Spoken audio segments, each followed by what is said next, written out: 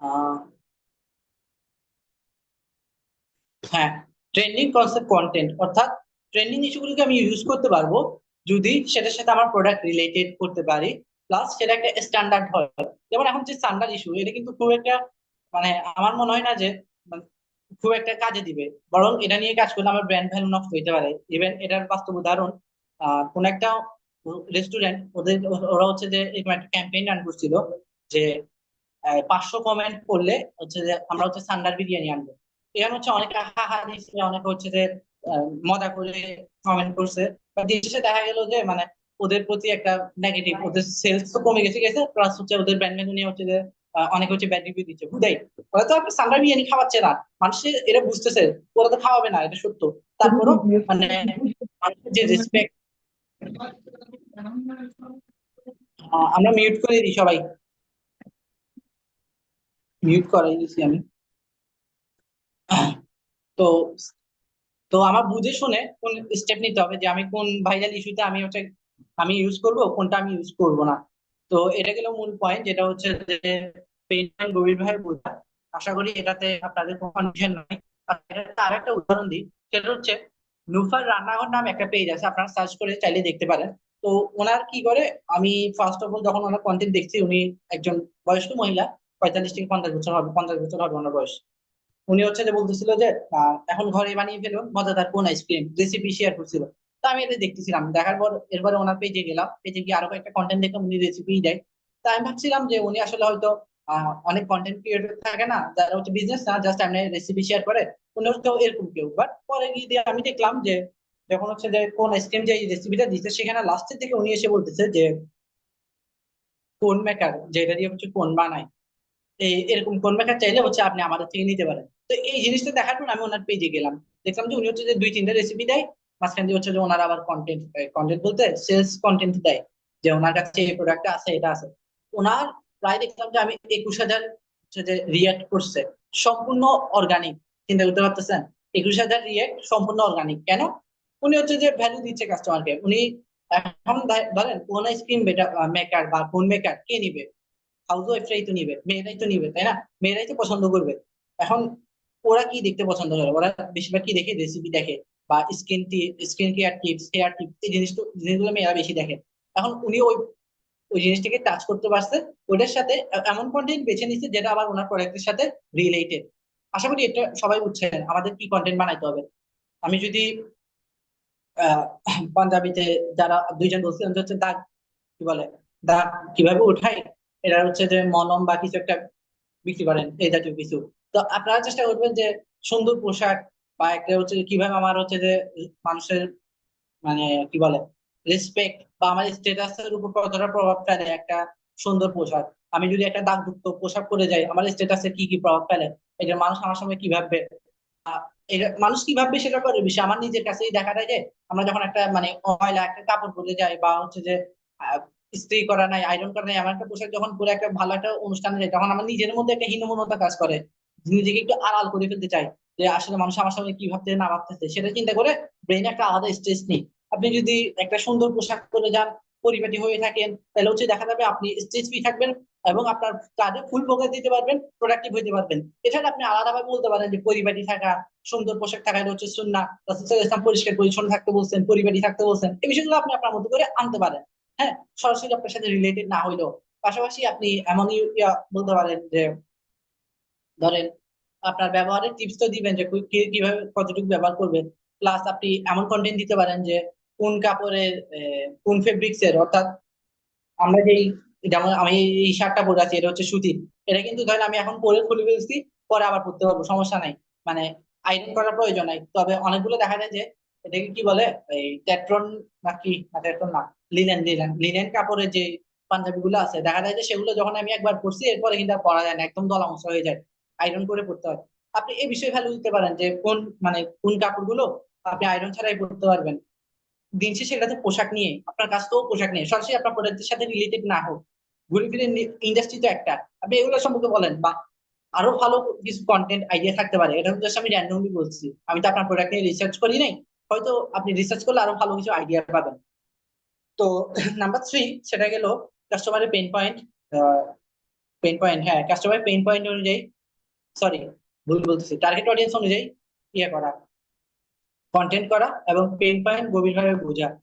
Number 5, কাস্টমারের পছন্দকে গুরুত্ব দেওয়া। Customer পছন্দ করতে, সেটা অবশ্যই আমাকে গুরুত্ব দিতে হবে।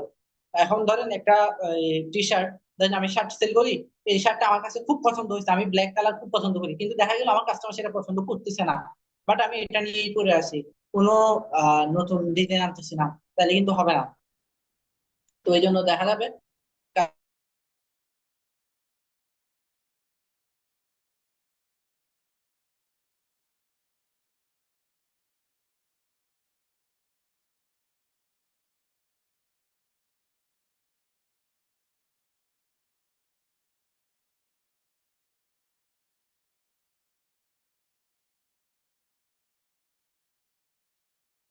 ~95% কাস্টমার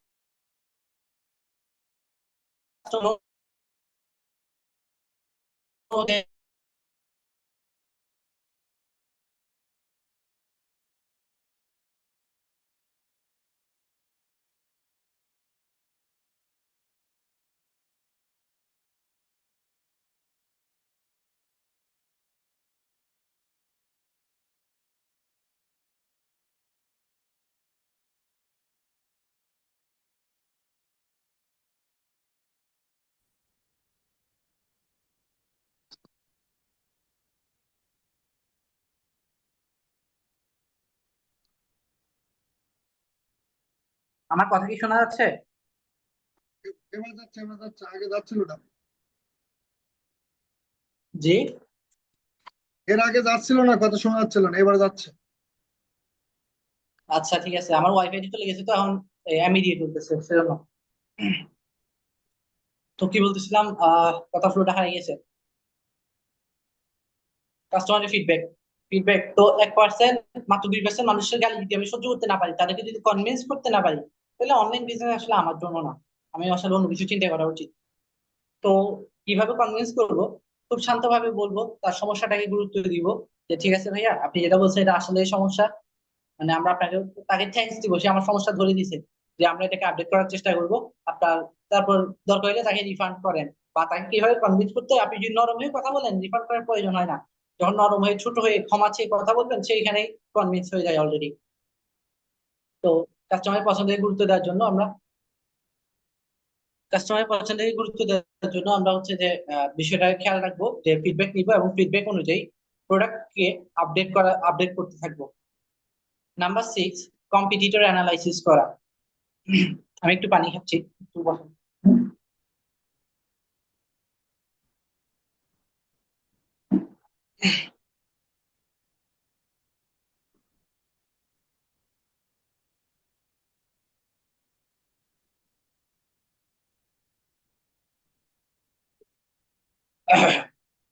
কম্পিটিটর অ্যানালাইসিস, এখন কম্পিটিটর অ্যানালাইসিস, সাউন্ড কি নাই আবারও? সাউন্ড আসছে মনে হয়, ওয়াইফাই আসছে এখন, এখন ক্লিয়ার থাকবে।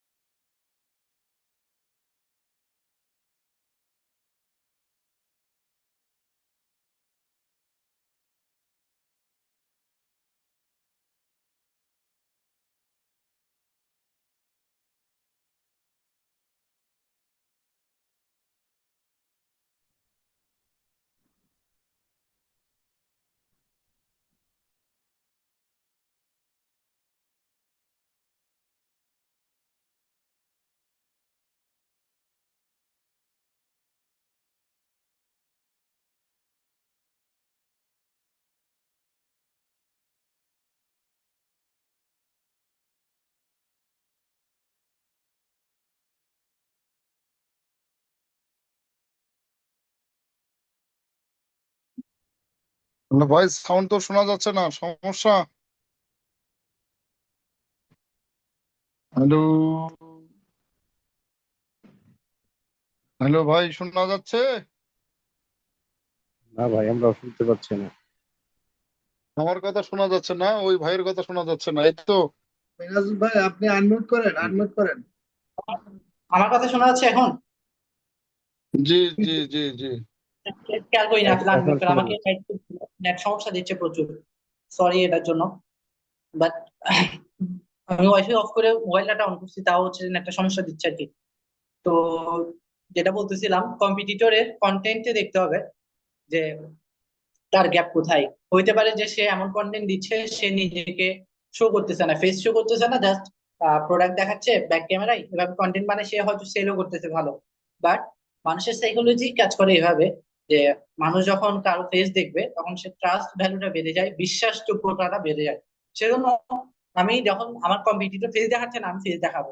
আমার কম্পিটিটর যখন ধরেন আপনি মজু সেল করেন, সে শো করতে খুব দামি একটা অফিসের মধ্যে বসে, খুব লাক্সারিয়াস, খুব প্রিমিয়াম, ইত্যাদি ইত্যাদি শো করতেছে, আপনি একদম দোরগোড়ায় চলে যান, সুন্দরবন চলে যান, আপনি সেখানে গিয়ে কন্টেন্ট করেন। অর্থাৎ মানে কাস্টমারের গ্যাপ যেখানে, আপনি গ্যাপটা ধরে সেই গ্যাপটা ফিল আপ করেন আপনার কন্টেন্টের মাধ্যমে। আশা করি এটা ক্লিয়ার হয়েছে যে কন্টেন্টে কম্পিটিটরদের গ্যাপ ধরে সেই গ্যাপ গুলোকে কাজে লাগাতে হবে। যদি এটা কাজে লাগাতে পারেন তাহলে আপনি পুরো মার্কেট থেকে আলাদা হয়ে যাবেন, সেটাই হবে আপনার ইউএসপি।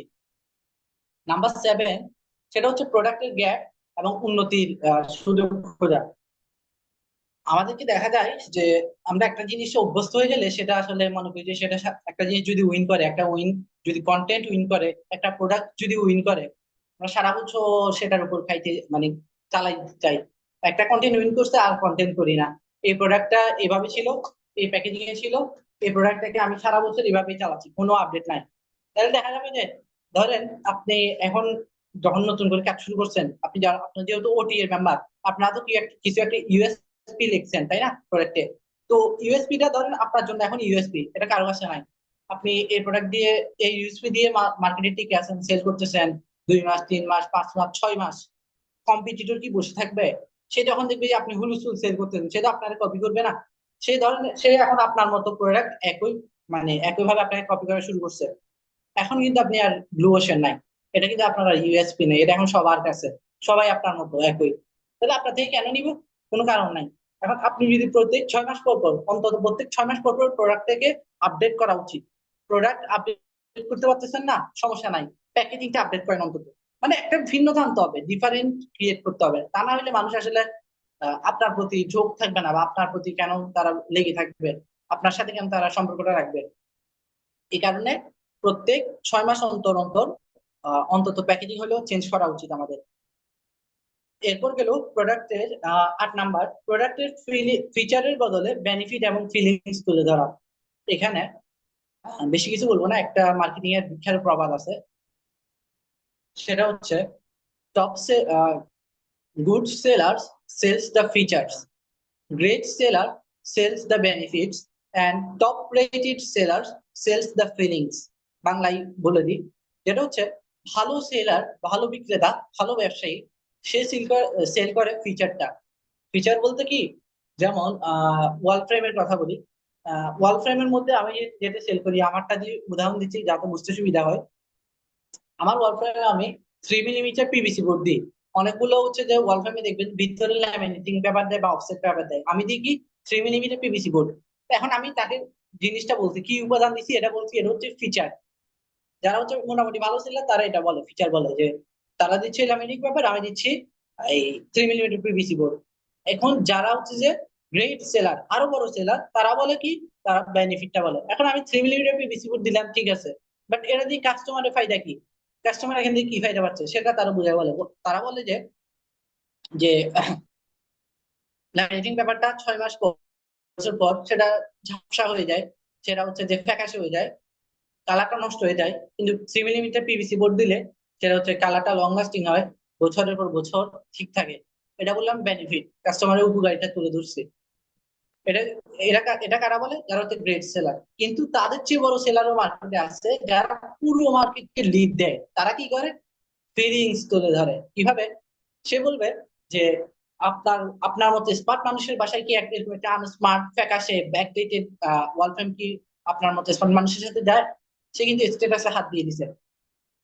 তো আপনার সেটা তাই আপনার মতো স্মার্ট মানুষের জন্য প্রয়োজন স্মার্ট কিছু, যেটা বছরের পর বছর তার কালার লং লাস্টিং থাকবে, কালারটা টিকে থাকবে, এবং আপনার স্ট্যাটাসের সাথে যেটা সামঞ্জস্যপূর্ণ। মানে এভাবে আরো সুন্দরভাবে বলতে হবে আর কি, আমি তো জাস্ট এমনি র্যান্ডমলি বলতেছি।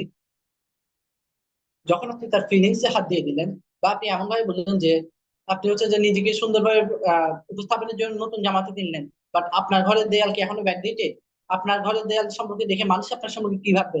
ফিলিংস এ যখন হাত দিয়েছেন, ইমোশন যখন হাত দিয়েছেন, তখন কিন্তু সে মানে যত দামি জিনিস হোক সে কিন্তু এটা নিয়ে নিবে।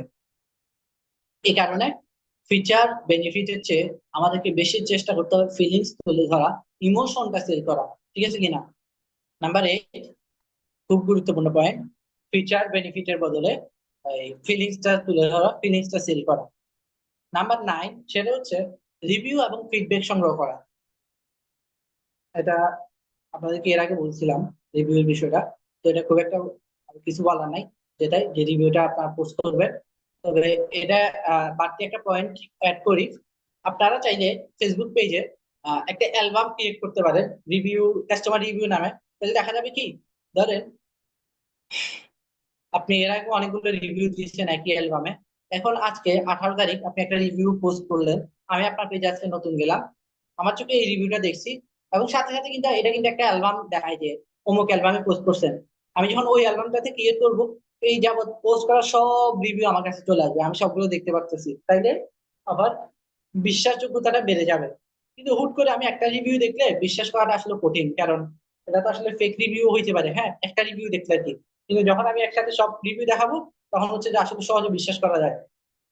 এই কারণে যদি আমি একটা অ্যালবাম বানাই, তাহলে এটা হচ্ছে যে আমার জন্য একটা পজিটিভ বা একটা প্লাস পয়েন্ট আর কি।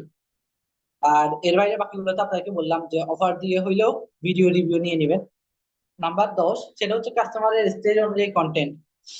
এখন কাস্টমারের মধ্যে কয়েকটি স্টেজ থাকে। অনেক কাস্টমার আছে যারা হচ্ছে যে আমার পেজে অনেকদিন ধরে যুক্ত আছে, অনেকে আছে যারা আজকে প্রথমে আসছে, যারা আছে হচ্ছে যে আমার থেকে হচ্ছে কেনাকাটা করছে এর আগে।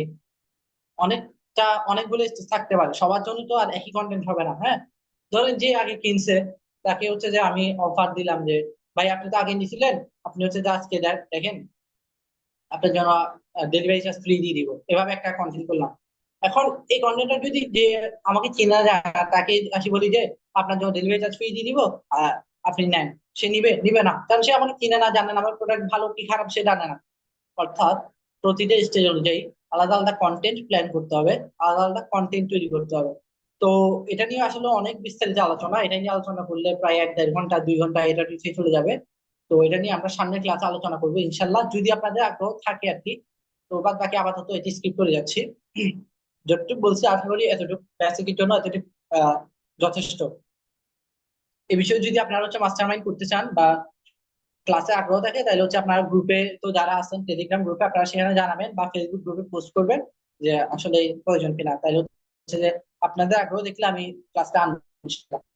নাম্বার 11 বা 11 নম্বর, নিজেকে 100% পরিষ্কার ভাবে উপস্থাপন। 100% পরিষ্কার থাকতে হবে, প্রোডাক্ট যেটা সেটাই বলতে হবে, কোনো কিছু বাড়াই বলা যাবে না, কোনো কিছু কমাই বলা যাবে না, সত্য বলতে হবে, ট্রান্সপারেন্ট থাকতে হবে। এই যে আপনাদেরকে প্রিম হানির উদাহরণ দিলাম, মধুতে বসে যায়, এই জিনিসটা যে উনি সত্য ছিল, সত্যবাদী ছিল, স্বচ্ছ ছিল, ট্রান্সপারেন্ট ছিল, পরিষ্কার ছিল, নিজের জায়গায় 100%, যেটা সত্য সেটা বলছে। কাস্টমারের মনে কিন্তু উনি জায়গা করে নিছে, কাস্টমার কিন্তু ওনার কাছে বিশ্বাস, কাস্টমার কিন্তু ওনাকে বিশ্বাস করে নিছে। ঘরের বাজারে প্রোডাক্টের দাম কিন্তু অনেক হাই, তাই না? এর চেয়ে কম দামে অনেকে অনেক দিচ্ছে, কিন্তু ঘরের বাজারে ব্যবসা কি বন্ধ হয়েছে? হয় নাই, ঘরের বাজারে ব্যবসা করতেছে, কাস্টমারও কিনতেছে। কেন কিনতেছে? কাস্টমারের মন দখল করে নিছে, মনে জায়গা করে নিছে, কারণ উনি ট্রান্সপারেন্ট ছিল, সত্য কথা বলছে, পরিষ্কার ভাবে কথা বলছে। তো আমাদের কন্টেন্টে আমাদেরকে 100% পরিষ্কার থাকতে হবে। আমি হচ্ছে এই কি বলে পাউডারটা ইউজ করলে কাপড়ের দাগ কি 2 দিনে চলে যাবে, নাকি আসলে কাপড়ের দাগ কি আসলে 100% চলে যাবে, নাকি অনেকটাই চলে যাবে, মানে অনেকটা চলে যাবে পুরোপুরি যাবে না, এই বিষয়টা যেটা সত্য সেটা বলবো। সত্য বলেন, কাস্টমার ঠিক নিবে, বাট আপনি মিথ্যা বলে যত কিছু করেন কাস্টমার আসলে নিবে না। আর আপনি যদি চিন্তা করেন যে একবার বিক্রি করছি শেষ, তাহলে আসলে ই কমার্স বিজনেসটা আপনার জন্য না, বা আপনি এখানে লং রানে টিকে থাকতে পারবেন না, সামনে কিছু সেল করলেও করতে পারেন। নাম্বার 12, কেন আপনার প্রোডাক্ট সেরা, সেটা হচ্ছে কাস্টমারকে বোঝান। আমার প্রোডাক্টটা কেন সেরা? এখন আমি যেহেতু দাম বেশি নিচ্ছি, যদি দাম বেশি নিই আর কি, তাহলে হচ্ছে যে আমার তো কোনো কারণ থাকতে হবে যে আমি কেন দাম বেশি নিব, কেন দাম বেশি নিব সেটার অবশ্যই কারণ থাকতে হবে। অন্যরা কি দিচ্ছে, অন্যরা কি দিচ্ছে না সেটা আমি দিচ্ছি, এই বিষয়গুলো ক্লিয়ার করে বলতে হবে। যদি ক্লিয়ার না থাকে, কাস্টমার তো দাম বেশি দিয়ে কেন নিবে? আর এই বিষয়গুলো যদি আপনি ক্লিয়ার করতে পারেন কাস্টমারকে, তাহলে কাস্টমার দাম বেশি হইলেও আপনার থেকেই নিবে, সে যদি তার নিজের লাভ বুঝতে পারে। একজন বিখ্যাত মার্কেটার, ওনার নাম ইউসুফ ইফতি সম্ভবত, হ্যাঁ। আপনারা হয়তো অনেকেই চিনতে পারেন, উনি একটা কথা বলছিল একটা পডকাস্টে যে কাস্টমারের লাভ বুঝাইতে পারেন, কাস্টমার জমি বিক্রি করে হইলেও প্রোডাক্ট কিনবে আপনার। খুব দামি একটা কথা। কাস্টমারের প্রফিট বুঝাইতে পারেন, তার প্রয়োজন বুঝাইতে পারেন, তার লাভ বুঝাইতে পারেন, সে জমি বিক্রি করে হইলেও আপনার প্রোডাক্টটা কিনবে। তো আপনাদের ক্ষেত্রেও এটাই আহ্বান যে আপনার প্রোডাক্ট কেন সেরা সেটা বোঝাই বলেন। তো 12টা পয়েন্ট আমরা এখানে শেষ করছি। আমি আরেকবার 12টা পয়েন্ট আরেকবার বলে যাব, সেটা হচ্ছে আপনারা আরেকবার নোট করে নেবেন। নাম্বার 1, ক্যাম্পেইনের গোল সেট করা। নাম্বার 2, কন্টেন্টের গোল সেট করা। নাম্বার 3, টার্গেট অডিয়েন্সকে বোঝা বা চেনা। নাম্বার 4, পেইন পয়েন্ট গভীরভাবে বোঝা। নাম্বার 5, কাস্টমারের পছন্দ গুরুত্ব দেওয়া। নাম্বার 6, কম্পিটিটর অ্যানালাইসিস করা। নাম্বার 7, প্রোডাক্টের গ্যাপ এবং উন্নতির সুযোগ খোঁজা। নাম্বার 8, প্রোডাক্টের ফিচার বেনিফিটের বদলে ফিলিংস তুলে ধরা। নাম্বার 9, রিভিউ ও ফিডব্যাক সংগ্রহ করা এবং নিজেকে আপডেট করা। নাম্বার 10, কাস্টমার স্টেজ অনুযায়ী কন্টেন্ট। নাম্বার 11, নিজেকে 100% পরিষ্কারভাবে উপস্থাপন। নাম্বার 12, কেন আপনার প্রোডাক্টটি সেটা উপস্থাপন করা। তো আমাদের মোটামুটি বড় একটা টপিক শেষ করছি। এটা কিন্তু অনেক বড় একটা টপিক। এই জিনিসটা যদি আপনি ক্লিয়ার করতে পারেন, আপনার কন্টেন্টের 80% টু 90%, আমি আশা করি মোটামুটি সবগুলাই হচ্ছে সমস্যা ক্লিয়ার হয়ে যাবে, এবং আপনি বুঝে যাবেন যে আপনার কন্টেন্টে কি কি থাকা উচিত, কি কি থাকা উচিত না।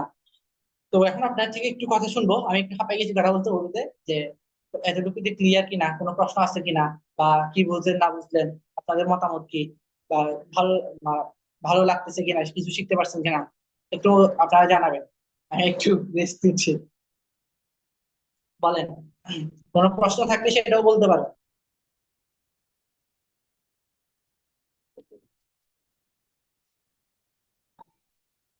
আর মিউট করে বলতে পারেন যে কোনো প্রশ্ন আছে কিনা, বা ক্লিয়ার কিনা এতটুকু পর্যন্ত।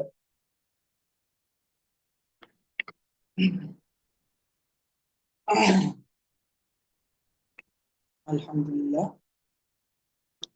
তাহলে কি কারো প্রশ্ন নাই নাকি? যে কাস্টমারকে কন্টেন্ট দেখাতে হলে কোনো পারফেক্ট সময় আছে কিনা, মানে প্রতিদিন সন্ধ্যার দিকে সকালে এরকম কোনো কিছু? ওইরকম ধরাবাঁধে কোনো সময় নাই।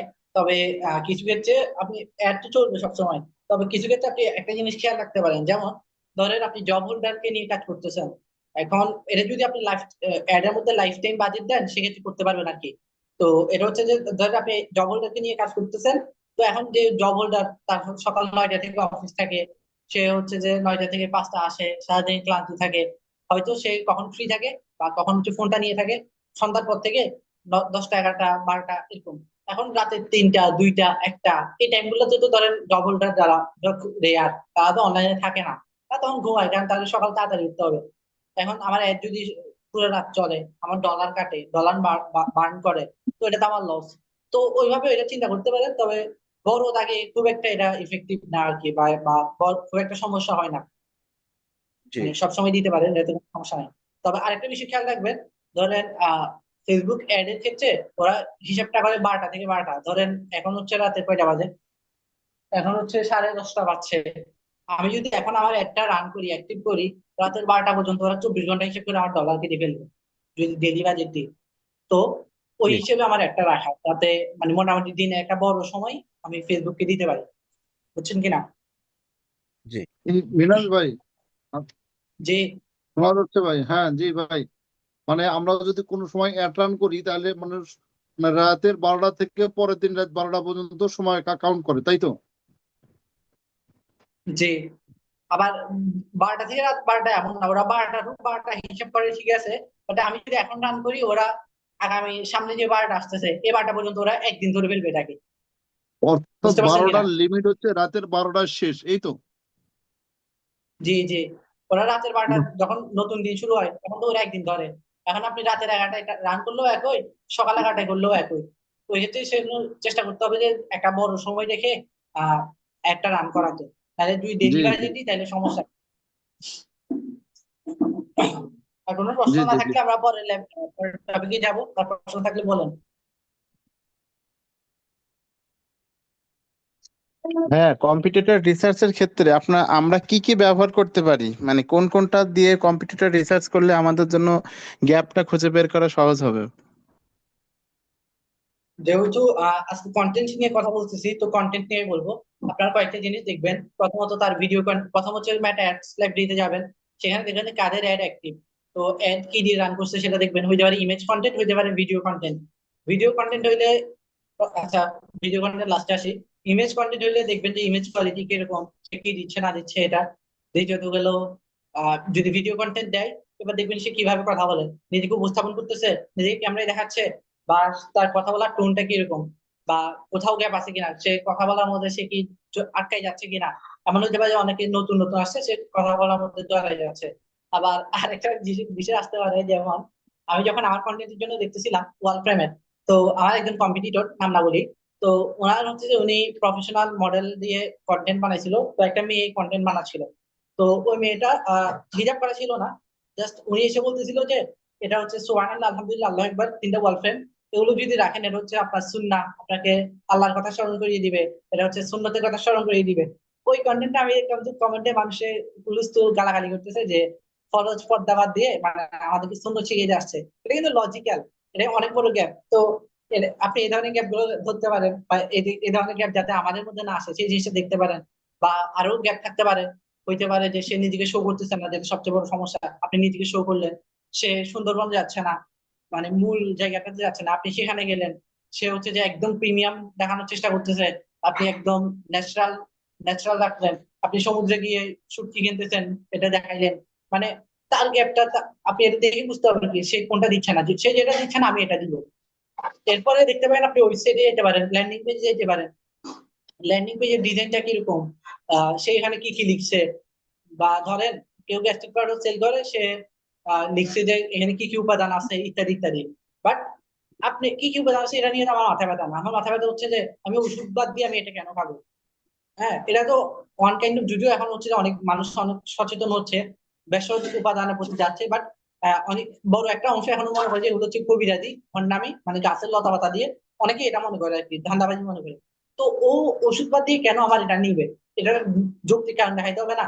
এটা যদি কম্পিটিটরের কন্টেন্টে না থাকে, আপনার কন্টেন্টে নিয়ে আসবেন। সে কোন টপিক গুলো নিয়ে কথা বলে না, কাস্টমারের সমস্যা আছে সেগুলো নিয়ে আপনি কথা বলবেন। এটাই হচ্ছে যে আর কি কম্পিটিটর অ্যানালাইসিস বা রিসার্চ আর কি। বুঝছেন আশা করি।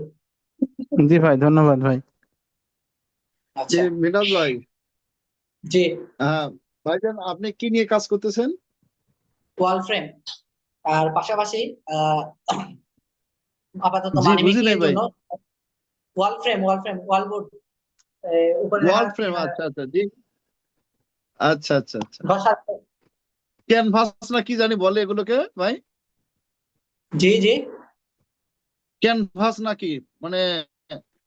ক্যানভাস আমার আইটেমের মধ্যে, তবে ক্যানভাস বলে হচ্ছে যে 5 পার্টের যেগুলো আছে, 5টা পার্ট থাকে এভাবে এভাবে, ওগুলো ক্যানভাস বলে।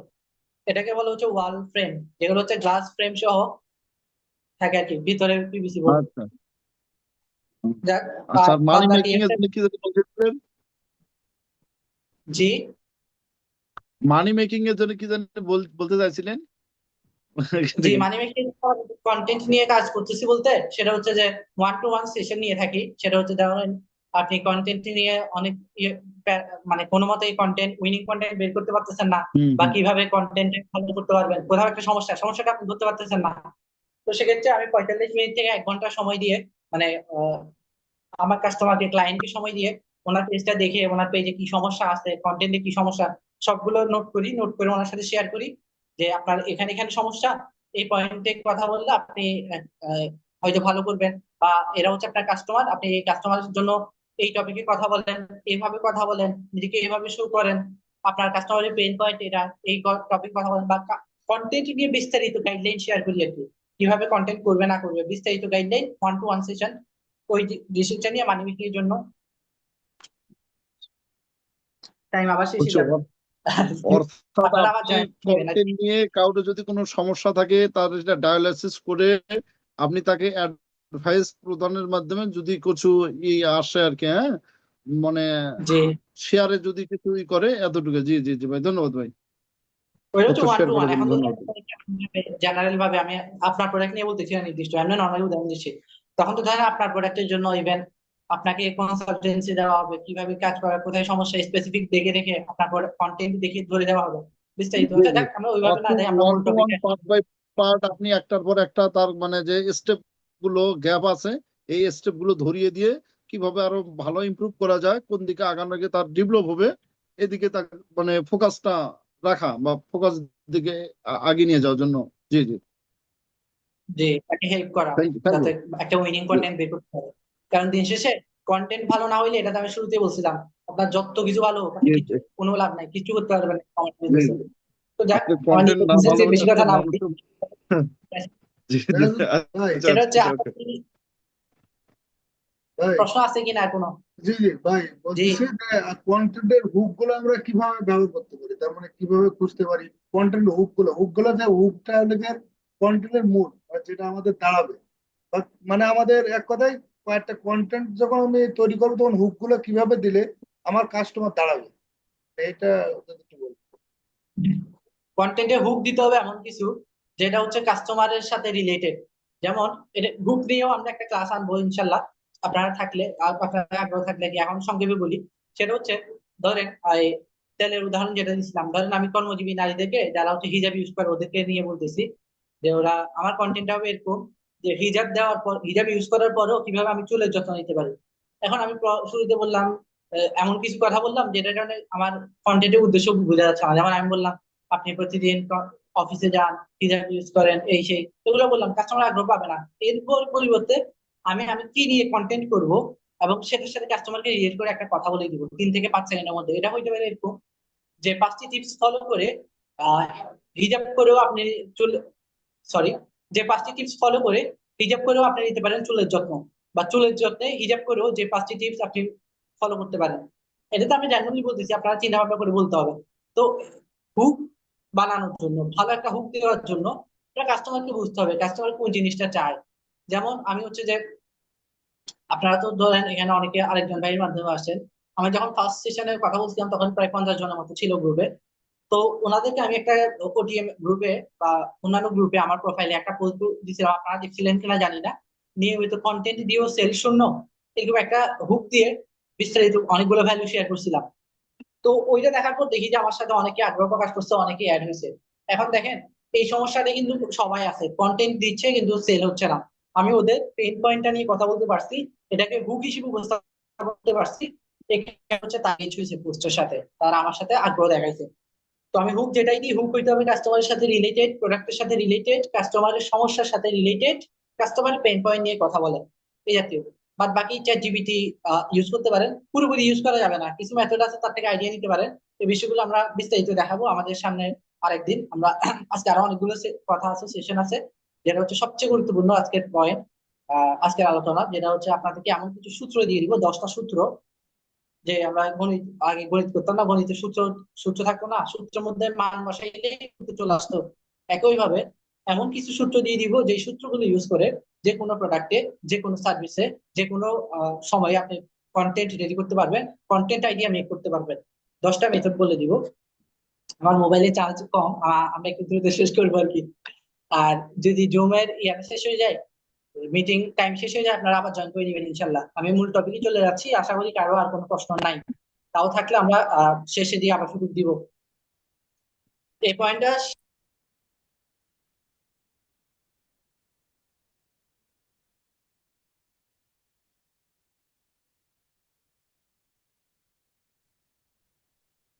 ভাই, কথা বোঝা যাচ্ছে না।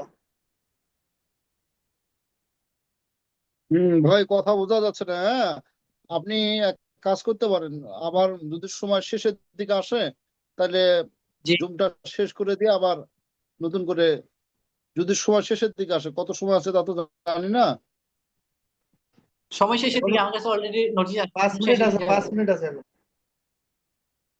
5 মিনিট যদি থাকে তাহলে 5 মিনিট বেশি একটা বেশি না, তাহলে আবার কেটে দিয়ে যদি আবার কোনো নতুন টপিক যদি থাকে, মানে কন্টিনিউরে যদি আরো নতুন কোনো আর সামনে যদি কোনো অ্যাডভান্স কোনো ই থাকে তাহলে এই বিষয়ে আমরা কথা বলি বা কথা শুনবো ভাইয়ের কাছ থেকে।